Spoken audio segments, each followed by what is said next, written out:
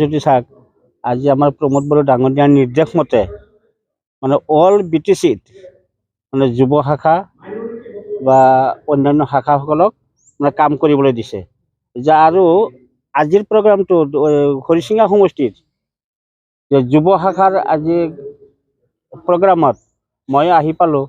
তো আহি যিখিনি দেখা পালোঁ যে হৰিচিঙা সমষ্টিৰ যুৱকসকল বহুত উন্নত এক্টিভ মানে UPPৰ কাৰণে বহুত এক্টিভ হৈ আছে। এতিয়া চাওক এটা কথা হৈছে কি যে যদি কোনোবা এটা জাতিক ডমিনেট কৰিব লগা হয় তেতিয়াহ'লে শিক্ষা বিভাগটো বন্ধ কৰি দিয়ক, আৰু যদি উঠাই আনিব লগা হয় তেতিয়াহ'লে শিক্ষা বিভাগটো আগুৱাই আনক। সেয়ে আমাৰ প্ৰমোদ বড়ো ডাঙৰীয়াই আজি সুপাৰ 50 কৰি ইমান ডেকা ল'ৰাসকল যুৱক যুৱতীসকলক দিল্লীত কুৱেশ্যন ক্লাছ কৰাই আছে যে তাৰে মাজতে কেইজনমানে চাকৰি পাই গ'ল, IPS ACS এইবিলাক হৈ গ'ল, চাকৰি পাই কিছুমানে পাই গ'ল। যে শিক্ষা বিভাগটো আমাৰ প্ৰমোদ বড়ো ডাঙৰীয়াই BPF চৰকাৰে বহুত মানে গুৰুত্ব দিছে। আৰু BPF চৰকাৰ থকাৰ 17 বছৰ থকাৰ দিনাখন স্কুলৰ এনেকুৱা জৰাজীৰ্ণ অৱস্থা আছিল, ছাত্ৰ শিক্ষকসকলে বহিব পৰা অৱস্থাত নাছিল, পানী পৰি আছিল, বাৰিষাত স্কুলত বহিব পৰা নাই, ছটানি স্কুলৰ ভিতৰত বহিব লগা হৈছিল। আজি প্ৰমোদ বড়ো ডাঙৰীয়াই সৰ্বপ্ৰথম মানে শিক্ষাৰ মানদণ্ডটো আগুৱাই লৈ গৈ আছে। সেইটো আপোনালোকে সদায় মোতকৈ আপোনালোকে বেছি জানে, যাৰ কাৰণে নৱপ্ৰজন্মক তেখেতে প্ৰাউড দিছে যে নৱপ্ৰজন্ম আগুৱাই আহক। তো সেয়ে আমি ক'ব বিচাৰিছোঁ যে আজি আমাৰ প্ৰমোদ বড়োৰ নেতৃত্বত BPF চৰকাৰ হোৱাৰ লগে লগে BTCত এটা শান্তিৰ পৰিৱেশ ঘূৰি আহিছে। মই অলপ আগতে কৈ গৈছিলোঁ যে এটা সময়ত এনেকুৱা আছিল যে বড়ো আৰু অনাবড়ো যুৱকসকলে নিজৰ আত্মৰক্ষাৰ কাৰণে দাও তৰালৈ ৰাস্তাত সন্ধিয়া হ'লে বহি থাকিব লাগিছিল। আজি সেই পৰিৱেশটো নোহোৱা হৈছে। কাৰ কাৰণে হৈছে? একমাত্ৰ আমাৰ প্ৰমোদ বড়ো ডাঙৰীয়াৰ বলিষ্ঠ নেতৃত্বৰ কাৰণে এই শান্তিৰ বাতাবৰণটো ঘূৰি আহিছে। আমি যেতিয়া আন্দোলন কৰি আছিলোঁ, আন্দোলন কৰাৰ সময়ত আমি দিল্লীত বা যিকোনো জেগাত ধৰ্ণা প্ৰগ্ৰামত আমি এটাই কৈছিলোঁ, আমাক লাগে শান্তি আৰু উন্নতি, বাকী আমি একো বিচাৰা নাছিলোঁ, আমাক শান্তি লাগে। শান্তি হ'লে সকলো শান্তি য'ত আছে তাতে উন্নতি হৈ যাব, এই কথাবিলাক কৈ আহিছোঁ। এতিয়া BTR চুক্তি হোৱাৰ পিছত প্ৰথমবাৰ যিটো শান্তি আহিছে সেইটোৱে আমি 100% ছাকচেছ, যে আজি আমাৰ ভিতৰত ভয় বিতংগ আতংক ভাৱটো নোহোৱা হৈছে। যে আকৌ যদি পুনৰবাৰ আকৌ BPF চৰকাৰটো আহি যায় তেনেহ'লে কিন্তু এটা সংকোচ আছে যে যোৱা 2008 চনত ওদালগুৰিত যেনেকৈ এটা গোষ্ঠীগত সংঘৰ্ষ হৈছিল বড়ো আৰু মুছলমানৰ মাজত, সেই পৰিৱেশটো আকৌ ঘূৰি নাহিব, ইয়াৰ কোনো মানে নাই। সেইকাৰণে মই সকলো ৰাইজক আহ্বান জনাইছোঁ যে আপোনালোকে দলে বলে আহক আৰু UPPক সমৰ্থন কৰক। আজিকালি নাঙলেৰে মানুহ হাল নাবায়, ট্ৰেক্টৰেদি হাল বায়। কৃষকসকলকো মই অনুৰোধ জনাইছোঁ আপোনালোকে ওলাই আহক, যুৱকসকলে আহি যাওক, আহি মানে হেৰি কৰক, আপোনালোকে ট্ৰেক্টৰৰ লগত মানে চামিল হৈ যাওক, ট্ৰেক্টৰক সমৰ্থন কৰক, ট্ৰেক্টৰ ছবিত ভোট দি মানে UPPৰ মানে লগে লগে BJPৰ হাতটো মজবুত কৰক। আজি চাওক UPPL BJP আৰু GSP যিটো চৰকাৰ কৰিছে, এই চৰকাৰে অল BTCত মানে উন্নতিৰ এটা ঢৌ উঠিছে। আজি চাওক অঞ্চাই বিধানকি লৈ কি কৰিছে, আমাৰ অঞ্চাই বিধানকিত আমাৰ একটা আঁচনি UPPৰ দলে বনাইছে। এই আঁচনিৰ জৰিয়তে দুখীয়া নিচলা মানুহবিলাকক 5,000 টকা সহায় কৰি আছে। আজি ছাত্ৰ ছাত্ৰীক 5,000 টকা মানে সহায় কৰি আছে এই আঁচনিৰ জৰিয়তে।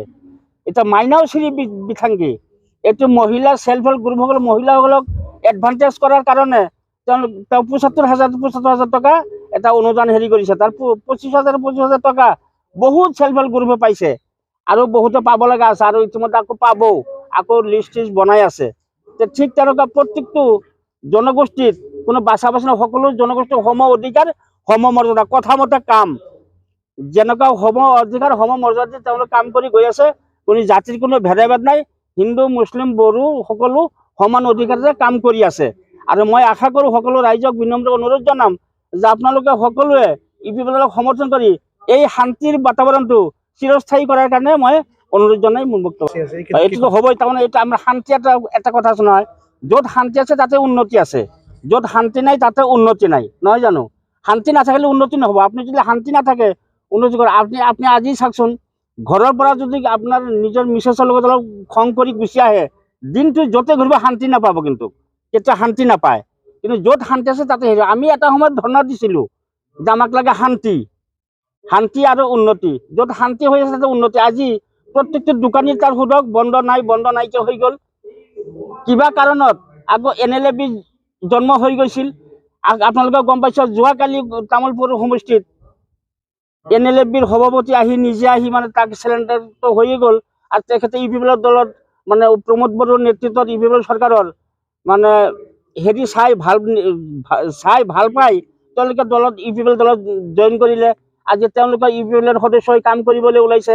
মানে কোনো মানে ভয় ভীত বৰ্তমান ব্ৰিটিছত নাইয়ে, কোনো ধৰণৰ ভয় নাই আৰু কোনেও ভয় কৰিব লগা নাই। সকলোৱে সমান অধিকাৰেৰে কাম কৰি আছে, সকলোৱে খুশি, পাব্লিক আৰু দলৰ দৰকাৰ সকলোৱে খুশি।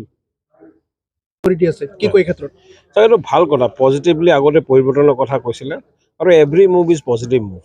এতিয়া আমি ধৰক মুভ এটা কৰিলে একেদিনাই যে মানুহ সফল হ'ব আপুনি ক'ব নোৱাৰে। কোনোবাই কিবা ক'ব পাৰে, যিবোৰ মানে নাই নহ'ব কয় তেওঁৰ জীৱনটোৱে নহয় থাকে। আমি সৎ বিশ্বাস কৰোঁ, আজি হোৱা নাই কাইলৈ হ'ব।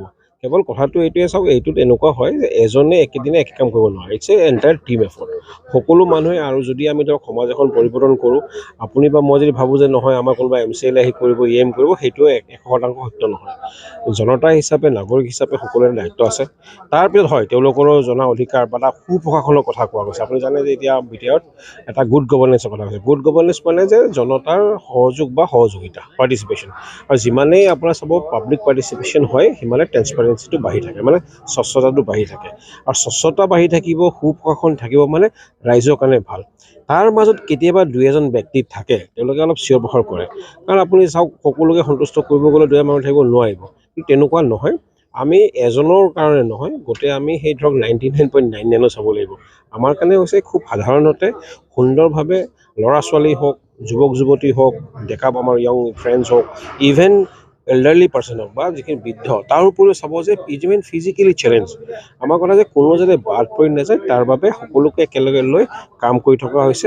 বাকী এটা কথা সঁচা কথা যে নম্বৰ এতিয়া যদি কোনে কেনেকুৱা ভাল বেয়া সেইটো জনতা বা ৰাইজে নিশ্চয় সময়ত ক'ব। কিন্তু যিখিনি ধৰক চেষ্টা কৰিব লাগে, যিখিনি কাম কৰিব লাগে, এইখিনি খুব সুন্দৰভাৱে কৰি থকা হৈছে। এইটো নেচাৰ, সেইটো ধৰক যেতিয়া সময় থাকিব সকলোৱে, কোনোবাই যদি পলিটিক্স কৰে এটাই এইম থাকে ন, ইলেকশ্যন কেতিয়া খেলে। নেচাৰেল কথা এইটো, একো নাই। সময়ত আহিব আৰু যেতিয়া যি ধৰক থাকিব সেইমতে সুবিধা পোৱা যাব। আৰু ভালেই হ'ব যে ভাল কাম কৰিলেতো ভাল ৰিজাল্ট আহে ন, বেয়া কাম কৰিলে বেয়া ৰিজাল্ট আহে। ইয়াত কোনো বেয়া কাম কৰা নাই। এই ক্ষেত্ৰত কি কয়? চিম্পল কথা, ল এণ্ড অৰ্ডাৰ ভাল হৈছে। যেতিয়া চাওক আপুনি যদি ৰাতি আহি দোকান বন্ধ পায়, মানে মনত এটা ভয় থাকে। লাইট যদি বন্ধ হয় ক'লে ভয় থাকে। এতিয়া আপুনি যিকোনো ঠাইত ঘূৰক, যদি দোকান আপোনাৰ যিমানে দেৰিলৈ খোলা আছে, মানে তেওঁৰ সাহস আছে, যে সাহস আছে, চুৰ ডকাইত নাই, বদমাছ মানুহ নাই। কোনোবাই কিনিবলগীয়া আছে, আহিব, কিনিব, ক্ৰেতা বিক্ৰেতা থাকিব। চ' সেইটো এটা ইণ্ডিকেটাৰ বুলি আমি কওঁ, এটা চিন। আপুনি যিকোনো মানুহ যিয়ে ধৰক BTR চিন নাপায় বা বাহিৰৰ মানুহ যদি ভাবোঁ যে ল এণ্ড অৰ্ডাৰ ভাল হোৱা এটা উদাহৰণ দিয়া, আপুনি যেতিয়া ৰাতি দেখুৱাব যে দোকান খুলি আছে, মানুহ কথা পাতি আছে, সেইটো ক্লিয়াৰ কাট এক্সাম্পল। ইয়াত কোনো 2 নম্বৰী নাই, ভেজাল কৰা স্কোপে নাই। তাৰমানে শুদ্ধ বা পোনপটীয়া ক'ব গ'লে যিটো আইন প্ৰশাসন বা law and order very much control আৰু খুব ধুনীয়াকৈ চলি আছে। চাওক, ছুপাৰ 50 কৈছে, এটা ছুপাৰ 50 আমাৰ UPSC কাৰণে আছে, চিভিল চাৰ্ভিচ দিল্লীত, তাতে 50জন ছাত্ৰ-ছাত্ৰী আছে। আমাৰ এটা আছে ছুপাৰ 50 APSCৰ কাৰণে, তাতে গুৱাহাটীত 50জন ছাত্ৰ-ছাত্ৰী আছে। এটা আমাৰ ছুপাৰ 50 আছে JEE, মানে যিটো ইঞ্জিনিয়াৰিঙৰ কাৰণে কোকৰাঝাত আমাৰ 50জন ছাত্ৰ-ছাত্ৰী আছে। আমাৰ ছুপাৰ 50 আছে মেডিকেল এণ্ট্ৰেঞ্চৰ কাৰণে।